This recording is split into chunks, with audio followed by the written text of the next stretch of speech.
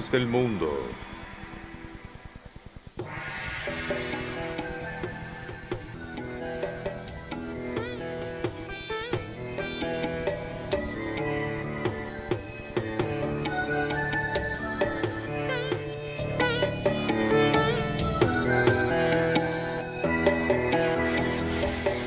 Hoy presentamos hinduismo.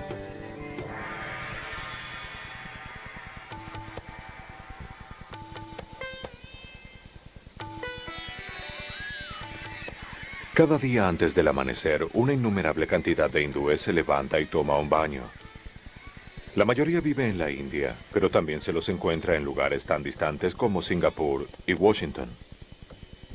Su baño matinal no solo purifica sus cuerpos, sino también sus espíritus. Muchos más hindúes continúan con un ritual conocido como puja. Se trata de un acto de adoración durante el cual queman incienso y hacen ofrendas de flores, frutas, leche o dulces a una imagen de uno de los dioses o espíritus hindúes. Algunos pueden emprender el sistema de ejercitación conocido como yoga. Practican control de la respiración sentados durante horas en la llamada posición de loto. El hinduismo comprende una amplia variedad de creencias y prácticas. En verdad, algunas doctrinas y prácticas hindúes parecen casi contradecirse unas a otras a medida que las más antiguas se mezclan con las más recientes. La palabra sánscrita Veda generalmente significa verdad o conocimiento. Pero la palabra Veda se usa con mayor frecuencia para referirse a las antiguas escrituras hindúes. Las primeras partes de la biblioteca védica están organizadas en 4 colecciones de versos separadas llamadas Samhitas. El Rig Samhita contiene más de 1000 himnos separados con más de 10.000 versos divididos en 10 libros. De acuerdo con la creencia hindú, los sabios conocidos como rishis oyeron estos versos directamente de los dioses. Cada uno de estos poemas religiosos generalmente está dirigido a uno de los dioses o espíritus védicos, representando a las fuerzas de la naturaleza, tales como el sol, la luna y el viento. El dios mencionado con mayor frecuencia es Indra, quien se asemeja a Zeus, de la mitología griega. Muchos poemas del Rig Samhita honran la majestad y el poder de Indra. Imploro al más heroico Indra, cuyo poderoso trabajo separó la tierra del cielo. Indra maneja el cielo como un veloz carruaje para traerlo aquí para sus adoradores. Como un río está siempre activo y nunca descansa. Destruye la oscuridad con la luz. En los antiguos sacrificios y adoraciones hindúes, los 1028 himnos del Rig Veda eran cantados durante las ceremonias religiosas. Algunos de estos versos aún se recitan en bodas, funerales y ritos de iniciación.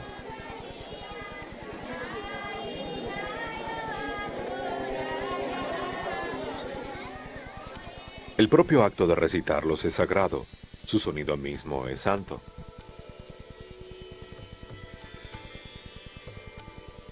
Los eruditos modernos no conocen todos los detalles de los rituales religiosos practicados durante la Edad Védica, pero sí saben que la poesía del Rig Samhita se cantaba como parte de varios ritos altamente complicados que podían llevar semanas, meses o un año para completarse.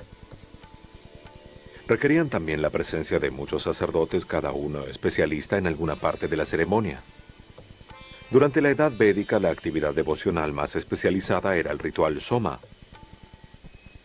El soma era un líquido obtenido exprimiendo algunos tipos de vegetación.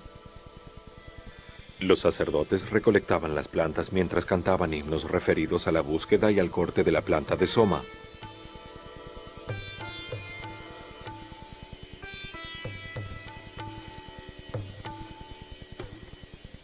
Los brahminas, que fueron compuestos entre los años 1000 y 800 a.C., adoptan casi un tono enérgico al defender tanto la importancia de los rituales como la práctica de entregar muchos regalos a los sacerdotes que los realizaban. En verdad, muchos de los Upanishads, que son los últimos 300 libros de la biblioteca védica, reñían con un sistema religioso védico que pronto se extinguiría y sería reemplazado. En verdad, los primeros textos védicos nunca mencionan las creencias y prácticas que una persona moderna asocia generalmente con el hinduismo. Los samhitas indicaban que los antiguos pobladores de la India comían carne de vaca, pero a través de los siglos la vaca se convirtió en un animal sagrado, un símbolo de la fertilidad de la tierra. Comer carne de vaca se convirtió en pecado. Los primeros textos Vedas describían una vida después de la muerte. Más tarde, los Upanishads introdujeron una idea diferente, la reencarnación. De esta forma, los hindúes comenzaron a creer que las almas ignorantes quedan atrapadas en un ciclo continuo de nacimiento y de muerte. Moksha, la liberación del doloroso ciclo de renacer y volver a morir, se transformó en la meta de aquellos que concentraron sus esfuerzos en la meditación y la autodisciplina. Las creencias y prácticas védicas probablemente fueron eclipsadas por las revueltas religiosas contra la dominación de los sacerdotes y sus elaborados rituales. Las tradiciones religiosas del jainismo y el budismo, que comenzaron en el siglo VI a.C., se convertirían en los más famosos de estos movimientos de protesta. El budismo y el jainismo fueron en parte en esta época una reacción contra el sistema de castas.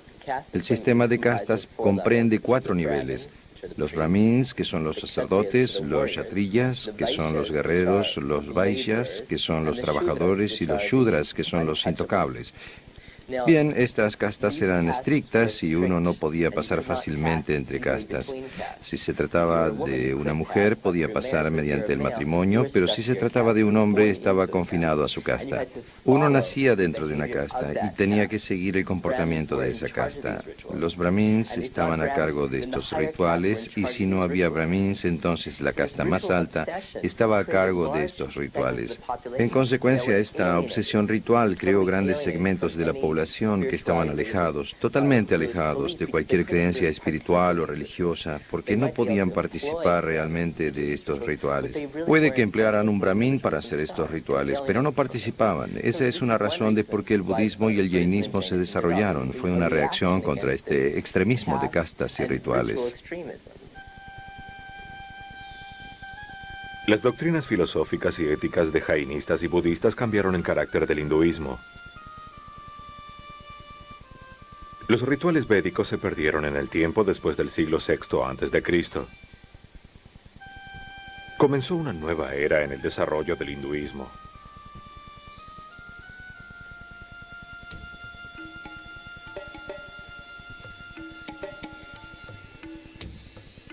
En el año 326 a.C., las tropas de Alejandro el Grande cruzaron el río Indus en el noroeste de la India. Se estaba preparando un ataque y los gobernantes de distintos territorios de la India ya se habían agrupado. Esto creó el Imperio Mauryaano.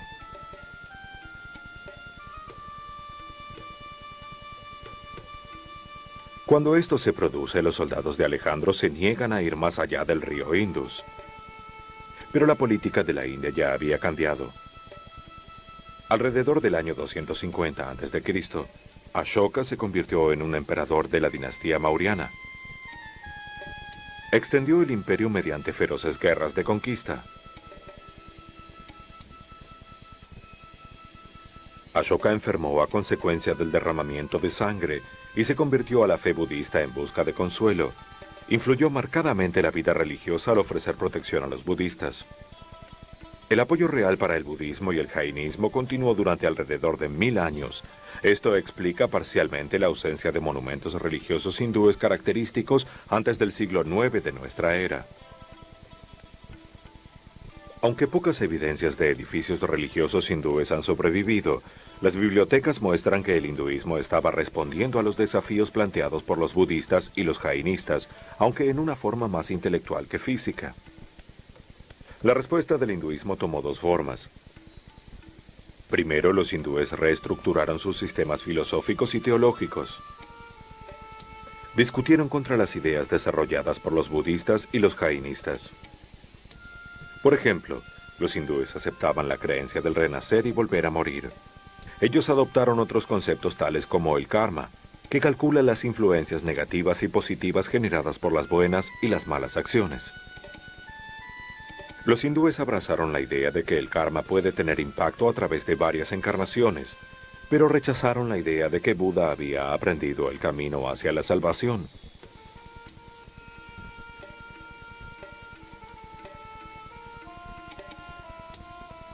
Un segundo tipo de la respuesta hindú puso énfasis en la adoración de las divinidades personales. Los dioses que se convirtieron en el centro de esta devoción no fueron los encontrados en los textos védicos. Vishnu, Shiva, Krishna y Rama se volvieron importantes mientras que Indra y el resto declinaron. Los Upanishads habían contenido algunas primeras indicaciones de la respuesta filosófica hindú ante el budismo y el jainismo. Por ejemplo, el Taittiriya Upanishad comienza con varios enunciados que casi directamente citan los tratados budistas. Sin embargo, a medida que continúa el Taittiriya Upanishad, concluye que existe un verdadero yo, algo que los budistas niegan. Los filósofos y teólogos hindúes comenzaron a sistematizar ideas que no habían sido enteramente resueltas allí. A fines del siglo VIII y a principios del siglo IX de nuestra era, un talentoso filósofo llamado Shankara se convertiría en el más celebrado exponente de la posición, Advaita Vedanta. Advaita significa literalmente no dos. Por lo tanto, Advaita Vedanta reivindica que el Supremo Brahman y el yo individual, o Atman, son uno y el mismo. Shankara decía que los dioses son formas inferiores del único Brahman. Decía que la gente no se hace daño a sí misma por adorar a un dios personal. Shankara mismo era devoto del dios Shiva. Creía que finalmente cada persona debe ir más allá de las deidades individuales. Decía que cada uno de nosotros debe darse cuenta de que todos los dioses son reflejos imperfectos de lo que llamamos el Brahman sin cualidades.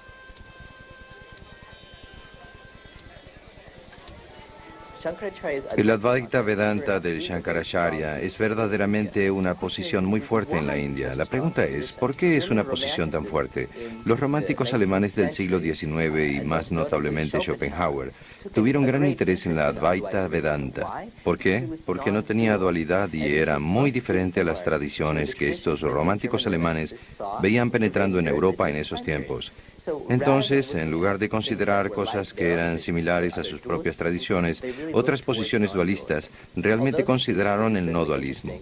Si bien esta posición es interesante, es una que muchos hindúes hoy siguen y ciertamente una que la mayoría de la gente iguala con el hinduismo. No todos lo creen. Y existen posiciones duales, posiciones Advaita, donde el Atman y el Brahman son considerados como separados, como distintos, como dos.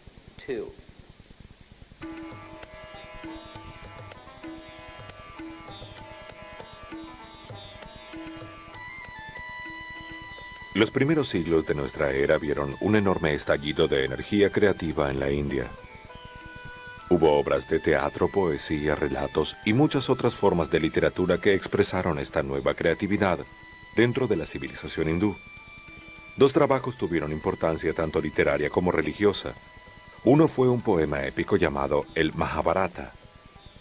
Una traducción aproximada podría ser el gran libro de los Bharatas.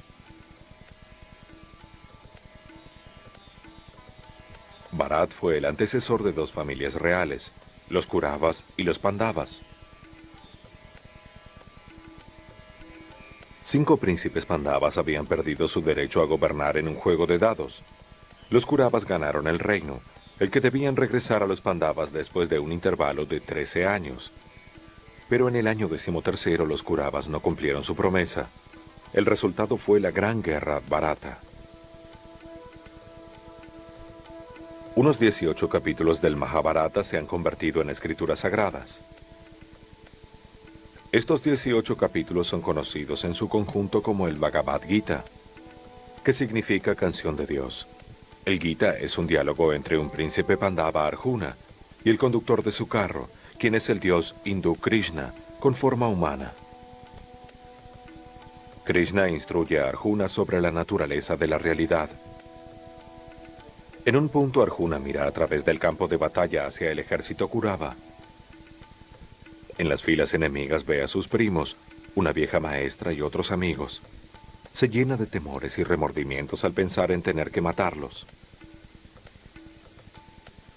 A lo largo del Gita, Krishna escucha pacientemente a medida que Arjuna se inquieta por las consecuencias de tales acciones. Krishna rechaza cada una de las objeciones de Arjuna y revela que es el verdadero Dios. El guerrero Arjuna pronto se entera de que Krishna decreta el curso de cada acontecimiento. Y Krishna le dice a Arjuna que su obligación establecida en forma divina es pelear.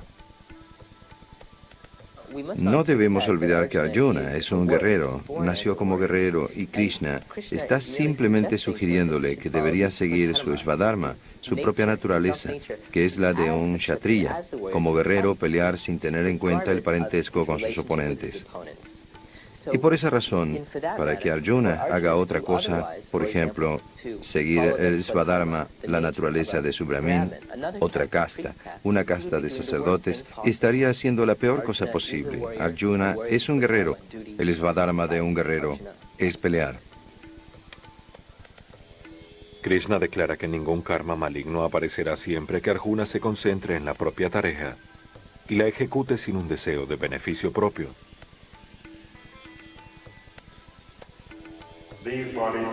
Estos cuerpos llegan a un fin, pero las escrituras declaran la eternidad del alma, la cual es indestructible e insondable.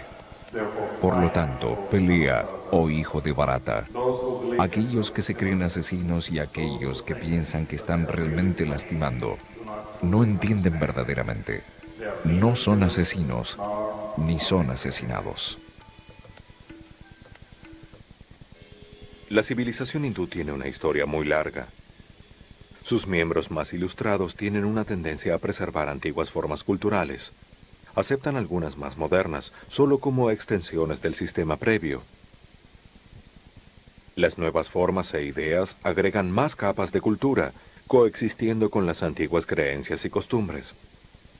Algunos observadores han confundido esta persistencia de las antiguas formas con estancamiento, pero esta también otorga un sentido de permanencia mientras que al mismo tiempo da lugar al cambio masivo. La religión hindú no tiene ningún fundador específico. Hay varias creencias que son inherentes a la tradición. Algunas personas toman una creencia devocional hacia el Supremo. Algunos siguen el paso de Jnana, el cual es el paso del conocimiento o reconocimiento. Existen muchos diferentes acercamientos. Existe el Karma Yoga, que es el paso del servicio desinteresado. Así casi toda tradición o toda creencia que se sigue tiene algún paralelo en la tradición hindú. El símbolo puede ser apenas diferente, pero lo que representa tiene su paralelo en la tradición hindú. En la India uno podría estar en una casa donde hubiera 3 o 4 personas y cada uno de ellos podría estar acercándose al Supremo de diferente forma. En verdad puede que haya un cristiano viviendo en esa casa y también puede haber un hindú viviendo en la misma casa. Y todos se respetan y se honran entre sí, porque todo el fundamento del hinduismo dice que se trata de un Dios que aparece en muchas formas. En otra categoría de libros llamados Dharmashastras, o libros de la ley, los escritores brahmánicos de la India describen la vida como una serie de categorías lógicas. Por ejemplo, dividieron con cuidado la vida del hombre, aunque no de la mujer, en etapas. En la juventud un niño debe ser estudiante, quien aprende las Vedas de un anciano profesor sabio. Luego debería convertirse en jefe de familia, que toma la responsabilidad de reproducir y preservar el mundo material. Un anciano debería apartarse gradualmente de las cosas de este mundo. Mientras las leyes de Manu abogan por un estricto celibato para los hombres jóvenes, otro texto hindú de los primeros siglos de nuestra era, el Kama Sutra, ofrece instrucciones sobre las diferentes formas en que los hombres y mujeres adultos pueden disfrutar de los placeres físicos del amor.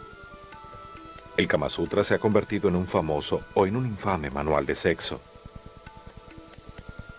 Describe en un lenguaje algo metafórico un sorprendente número de técnicas para hacer el amor. Podría parecer que existe aquí una contradicción entre el hecho de disfrutar del cuerpo y el de cultivar el alma, pero deberíamos recordar que los hindúes creen que existen diferentes formas de comportamiento apropiadas para diferentes etapas de la vida. El estudiante debe ser célibe, y el jefe de familia debe estar involucrado en la pasión física. Este enfoque parece poner las cosas en su lugar apropiado. Tales intentos para incluir cada posibilidad humana en su sistema ha llevado a algunas personas a hablar del hinduismo como una forma de vida, más que una religión en el sentido usual europeo y americano.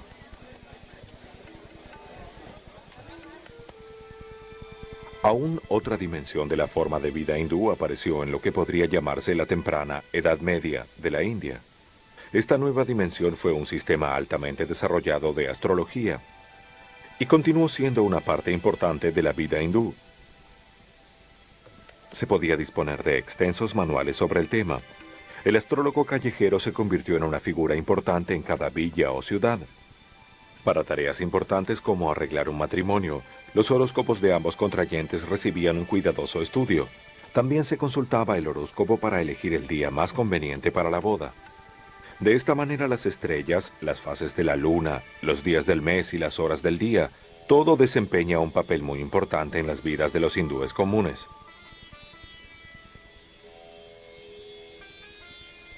De esta manera la astrología se une al agua como uno de los elementos prácticos comunes del hinduismo.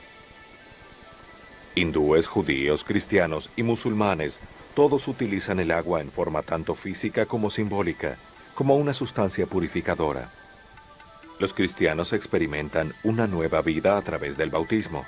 Los musulmanes deben lavarse antes de la oración para purificarse. De la misma manera, los hindúes consideran el acto de bañarse como un acto que elimina toda forma de contaminación. Y es una de las razones por las cuales la mayoría de los hindúes se bañan cada mañana. Consideran el río Ganges en el norte de la India como las aguas más puras del mundo. Creen que bañarse en el río Ganges quita todos los pecados. Los ancianos a veces eligen pasar sus últimos días en las orillas, especialmente en algunas de las ciudades sagradas a través de las cuales el río fluye. Después de morir serán quemados y sus cenizas puestas a flotar en el río.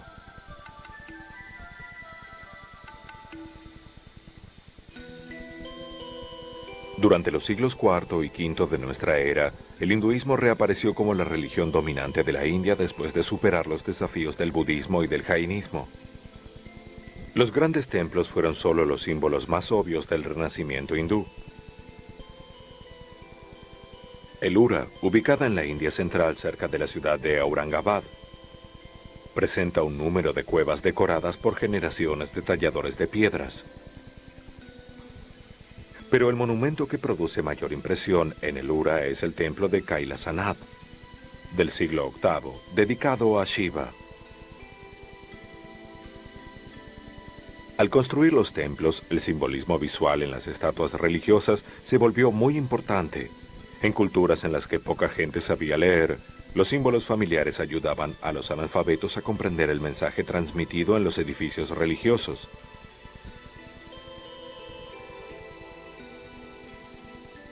Los dioses y los relatos de sus hazañas adquirieron una forma estándar de presentación.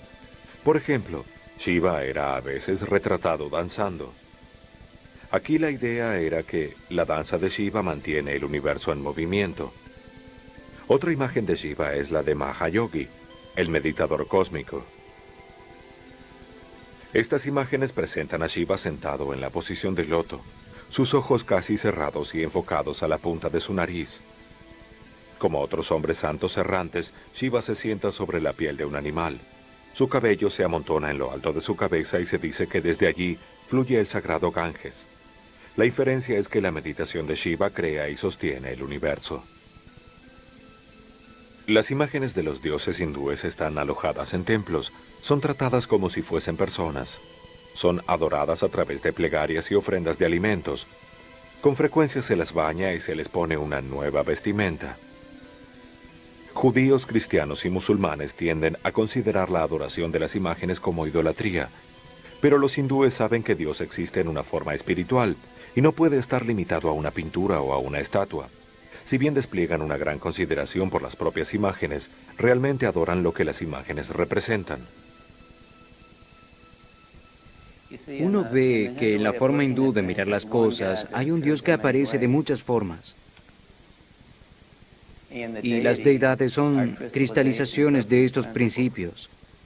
Es la misma conciencia universal en cada deidad, pero es una diferente naturaleza de Dios para una diferente cualidad de Dios que la deidad representa.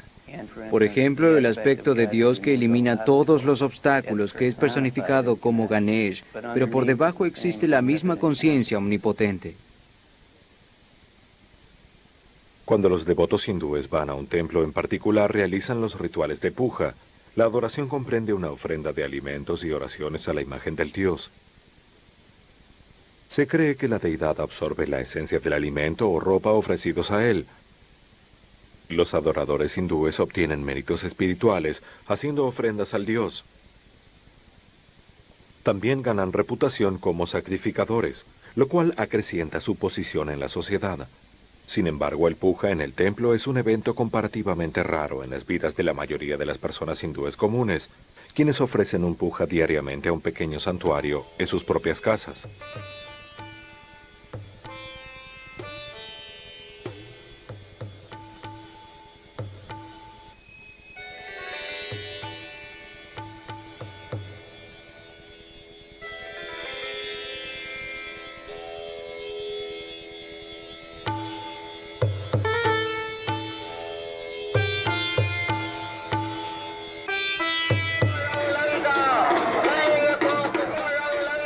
El hinduismo no tiene un día del Señor específico, o sabbat, como tienen los judíos y cristianos.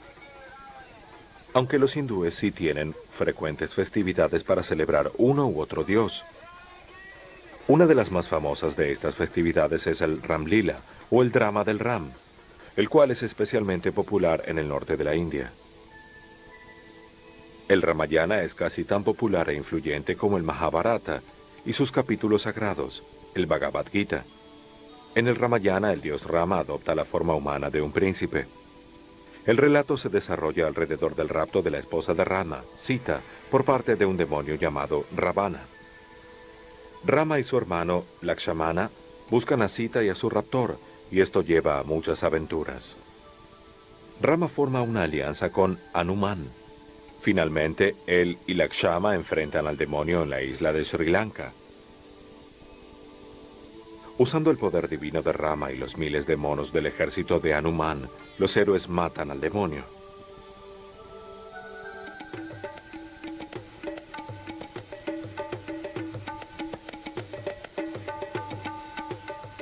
Durante el Ram Lila, las asociaciones de vecindarios patrocinan una serie de actividades que se extienden durante toda una semana.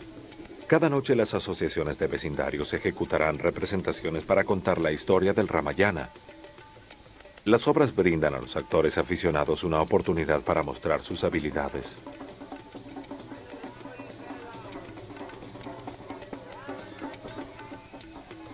La asociación de vecindarios también construirá una enorme imagen de cartón piedra del demonio Ravana. La culminación del festival llega cuando prenden fuego al demonio.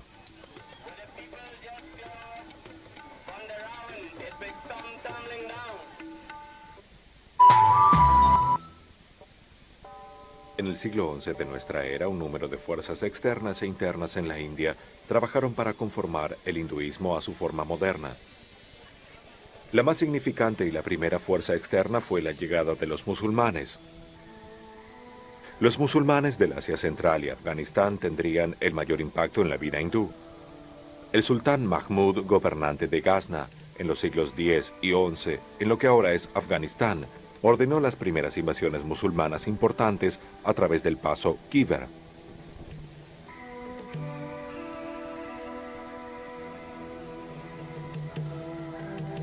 Sus principales razones eran aparentemente económicas. Mahmud quería convertir su ciudad capital, Ghazna, en una de las ciudades más grandes del mundo islámico. Trató de atraer a su corte a todos los principales poetas, figuras literarias y eruditos, pero eso requería más dinero que el que producía el reino. Por lo tanto, miró a los templos de la vecina India. Sus tesoros estaban repletos de piedras preciosas. Mahmud codiciaba los objetos de oro y de plata, los cuales a sus ojos estaban dedicados a la idolatría. Era una excelente oportunidad para combinar la absoluta codicia con el fervor religioso, y los ejércitos musulmanes comenzaron a ingresar en la India en forma regular. Mahmud de Ghazna fue el primero de una larga línea de conquistadores e inmigrantes musulmanes que vinieron a la India desde Asia Central, Irán y Afganistán. Todos vinieron para hacer sus fortunas en la India. El islamismo se volvió importante en la India. Influyó al hinduismo en dos formas. Primero, el misticismo del islamismo algunas veces se mezcló con el misticismo hindú. Su monoteísmo agudizó las tendencias monoteístas del hinduismo. En segundo lugar, la mayoría de los hindúes rechazan el islamismo y a través de su reacción negativa reforzaron sus propias creencias religiosas hindúes.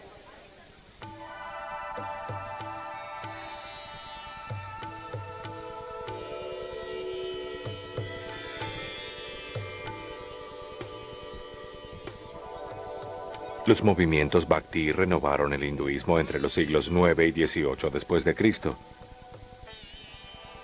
Los devotos no estaban interesados en las pesadas doctrinas filosóficas de los advaitanos. Ellos estaban discutiendo la suprema y única realidad de ser. Los devotos Bhakti, en cambio, se concentraban en el amor, en éxtasis de Dios. Incorporaban por completo las nociones de sacrificio, entrega y devoción, todas ellas implicadas a la palabra Bhakti. Los movimientos Bhakti también fueron altamente personales. Los devotos adoraban a Dios como persona, no como al monótono ser absoluto, descrito por los advaitanos. Los creyentes imitaban a los poetas santos, quienes eran claves para Bhakti. Los relatos de las vidas de estos poetas en éxtasis eran bien conocidos. Uno de los movimientos devocionales más desarrollados hacía centro en un humano conocido como Krishna. Técnicamente se creía que Krishna era una encarnación de Vishnu, pero los seguidores de Krishna lo identificaban como el verdadero Dios. Vishnu era simplemente otro nombre para él. El lugar de Krishna en el hinduismo era como el de Jesús en el cristianismo. Cada uno era considerado por sus respectivos seguidores como la encarnación de Dios, es decir, Dios en carne. Una cantidad de los poetas santos eran mujeres, y los movimientos Bhakti con frecuencia dieron a las mujeres un lugar central y honorable. La consorte de Krishna, Radha, se convirtió en el modelo de comportamiento tanto para los creyentes masculinos como para los femeninos. La desinteresada devoción de Radha por Krishna se convirtió en el modelo a seguir para todos los devotos de Krishna. A través de todo el siglo XIX, el hinduismo fue tomando conciencia de una nueva forma. Los hindúes comenzaban a definirse en forma más marcada, en contraste con otras religiones tales como el islamismo y el cristianismo.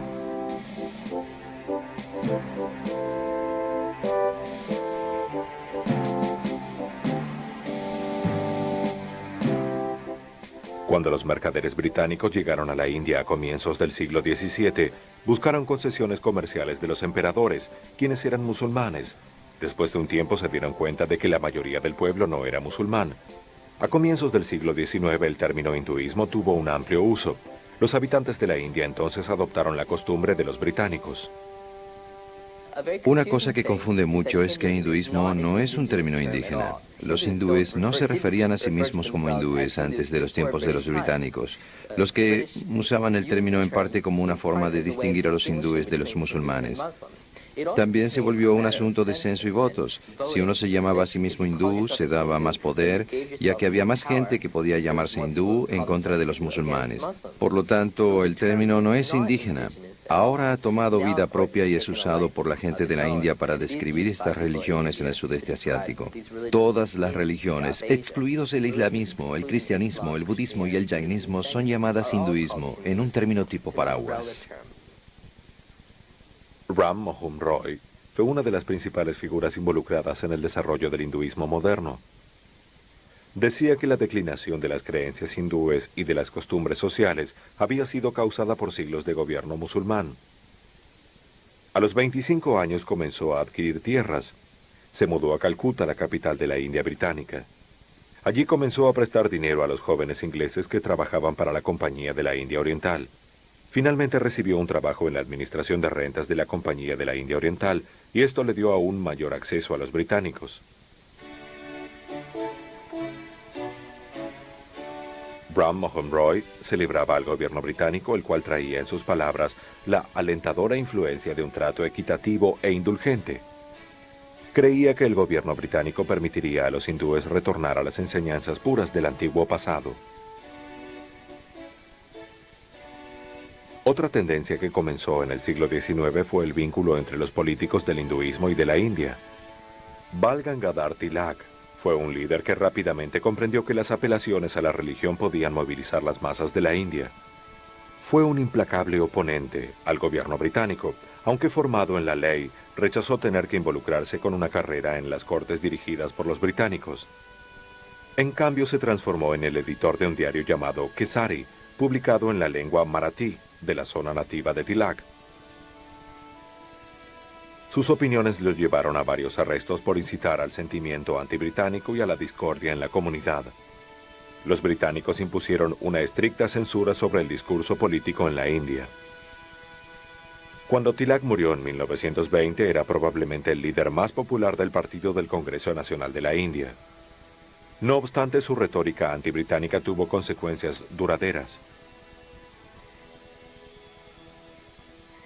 Mohandas Gandhi nació en el pequeño estado nativo de Porbandar, en Gujarat, sobre la costa occidental de la India. Su padre fue primer ministro del gobernador de la región. El grupo familiar de Gandhi, los Benibanías, eran mercaderes hindúes. Durante siglos se habían embebido de los principios éticos del jainismo, en particular la enseñanza de Ahimsa, o la no violencia absoluta. Ahimsa significa en realidad no violencia total, es decir, no violencia en pensamiento, palabra y acción. Y por lo tanto, esta filosofía de Ahimsa no es en realidad asequible por una persona individual, por cualquier persona común, pero él percibió esto tal como un estudiante que concurre a la escuela y aspira a obtener un sobresaliente. Pero no todos los estudiantes que van a la escuela pueden obtener un sobresaliente, pero cada uno aspira a lograrlo. Así, en el mismo sentido, tal vez jamás podamos convertirnos totalmente en no violentos en nuestra vida, pero debemos aspirar constantemente a alcanzar ese nivel, hasta cualquier etapa que podamos. Durante la Primera Guerra Mundial, Gandhi trabajó duro para apoyar la causa británica. Esperaba que esa cooperación traería más tarde concesiones políticas del Imperio Británico. En cambio, los británicos promulgaron una serie de leyes extremadamente represivas que limitaron los derechos políticos de los habitantes de la India. Gandhi se convirtió entonces en un fuerte oponente al gobierno británico. Si bien en un tiempo había usado trajes a la moda hechos en Londres y sombreros tipo hongo, comenzó a usar el blanco taparrabos y la sencilla camisa de un religioso errante. Gandhi comenzó a dirigirse a las masas de la India en la lengua de la religión. Describió su táctica como satyagraha, un término sánscrito que significa manteniéndose en la verdad. La verdad fue muy considerable, de tremenda importancia para el abuelo en toda su vida. En una etapa solía decir que Dios es amor, y más tarde en su vida se dio cuenta de que la verdad es Dios, y que lo que en realidad tratamos de hacer es lograr esa verdad suprema, que es la comprensión de Dios, la hermandad de Dios. Llamó a su movimiento Satyagraha, el cual es una combinación de dos palabras sánscritas, Satya, que significa verdad, y Agraha, que significa en busca de. Y de esta manera sintió que todos nosotros, individuos, estamos permanentemente en busca de la verdad, que tenemos que buscar honestamente la verdad si buscamos la salvación.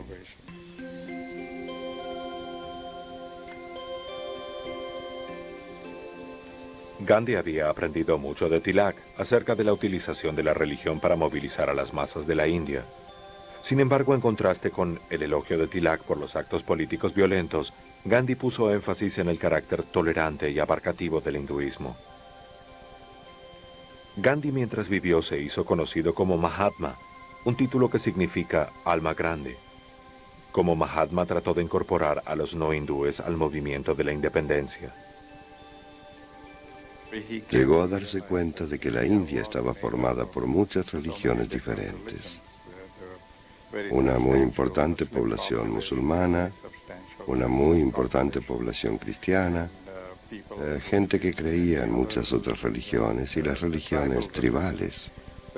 Por lo tanto, era un conglomerado de muchas diferentes creencias y no podíamos querer que se quedasen afuera. No podíamos declarar que la India era un país hindú y olvidar al resto de la gente allí. Tuvo que sobrevivir como un país secular que daría iguales oportunidades e iguales derechos para todas las diferentes religiones y para la gente que creía en estas diferentes religiones. Así, de esta manera, cuando se dio cuenta de que todas estas cosas estaban allí, pienso que tuvo la sabiduría para cambiar las creencias de la gente. Entre 1919 y 1924 forjó una alianza entre el Congreso Nacional y un grupo de jóvenes líderes musulmanes. La alianza fue siempre frágil. Gandhi siguió empleando los símbolos hindúes para propósitos políticos. Demandaba permanentemente que el ritual musulmán del sacrificio vacuno fuera abolido. Los musulmanes no tenían objeciones para comer carne de vaca, y en su festividad en conmemoración del sacrificio de Abraham, con frecuencia sacrificaban vacas en forma ritual. Al igual que Tilak, Gandhi adoptó la vaca como símbolo de la India hindú.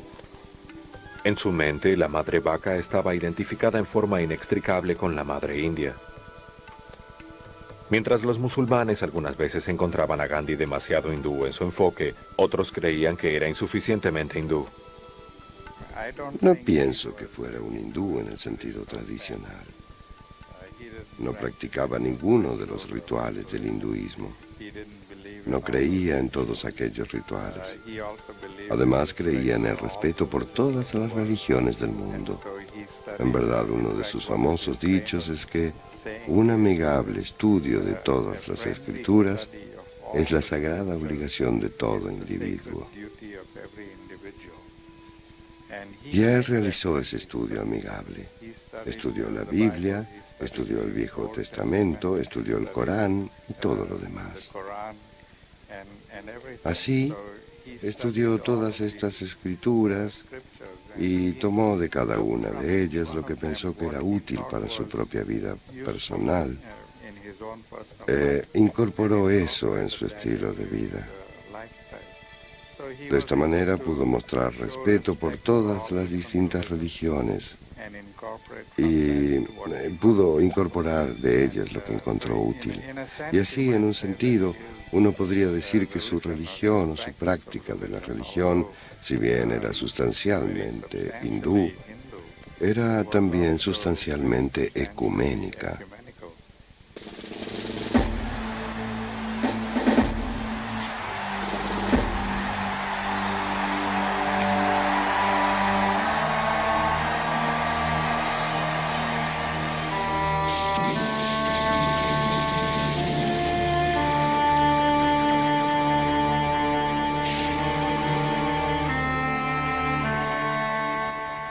Después de la Segunda Guerra Mundial, la India británica se dividió.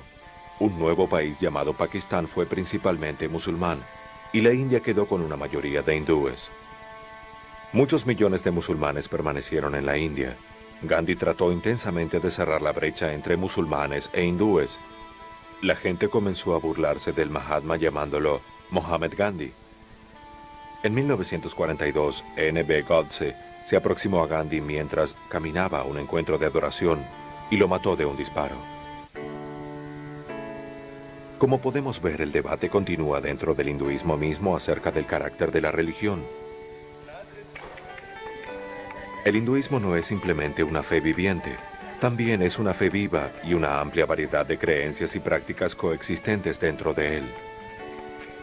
Después de casi 40 siglos, el hinduismo aún se está formando. Ninguna única versión del mismo ha dictado completamente las doctrinas y valores hindúes. Quizá lo más destacado de todo es que una permanente tradición religiosa ha sobrevivido y se ha adaptado en todo este largo periodo.